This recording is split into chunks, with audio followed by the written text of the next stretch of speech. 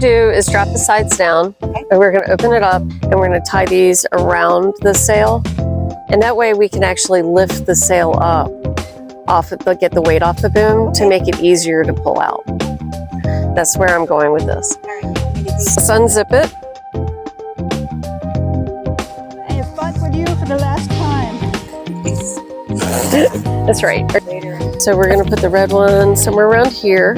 So the sail is sitting on the boom. It's not inside the slot because this is inside the slots.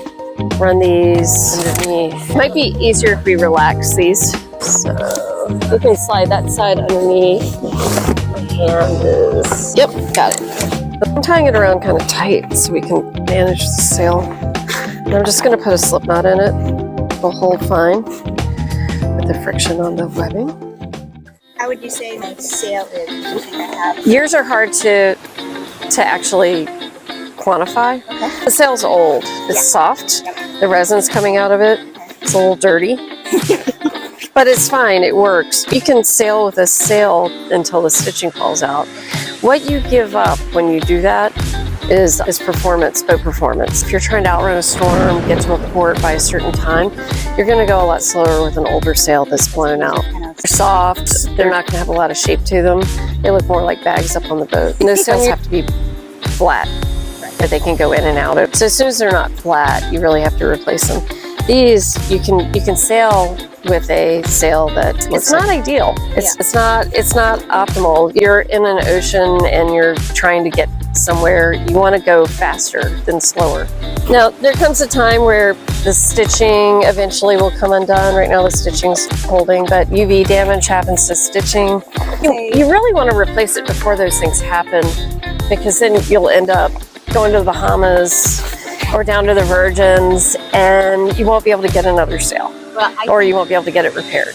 And when you start repairing sails that are at the end of their life, you're spending the money that you would have had for the deposit on a new sail. Yeah. You really have to think about the cost. People will try to hold out as long as they can, but then they want to go sailing, so then they have to pay to repair sails like this, and to try to save money and save time.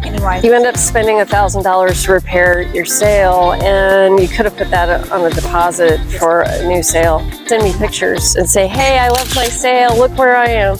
And I love those pictures. I get those all the time, but I put it on the list of things to do. Do sails come in colors now, or are they only like the fancy ones that come in colors? You could do black or tan bark or cream. Probably. What is your advantage to black over cream? You look like a pirate with black sails. Okay. Is it more expensive? Yes. Yeah, when you get into the colors, they are a little bit more expensive. Black sails will fade, so will tan bark. They get kind of petite weather look. Black ones, they kind of fade to gray. So if you're going to do black or tan bark, you want to replace them at the same time so they fade at the same rate. Right. Cream looks more traditional. I'm very tempted to let it down and keep that with a logo. You can absolutely do that. Sometimes those paints peel off. Let's take your halyard off of the headboard, and we're going to hook it to the middle of the sail, lift the whole thing up. So that way we don't have to, instead of us having to muscle the sail around.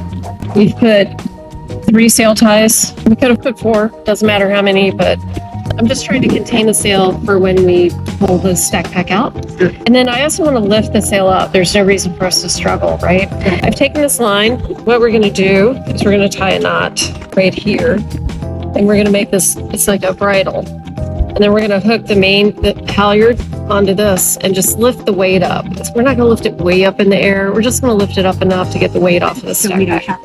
Right. I'm going to hold these really tight. Okay. And you're going to tie like a square knot. We just don't want it to come undone. There you go. Great. All right, now let's take the main halyard off, and we're going to hook it up here. Put this side here. And we're going to put it right on here. Loosen the halyard.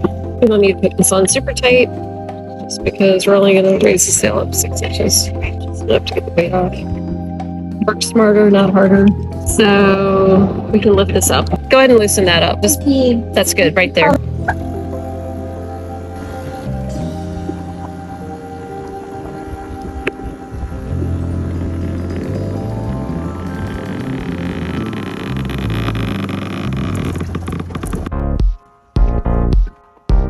That's half my channel. Watch me mess up.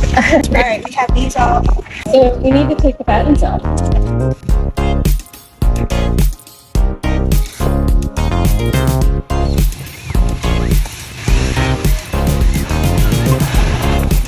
These things are enormous.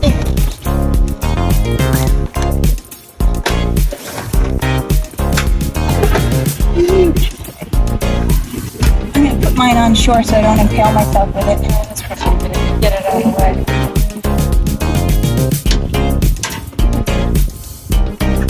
What we need to do is take the reclines out of the front of the sail. We've done it on the back of the sail, so we need to pull them out of the clutches.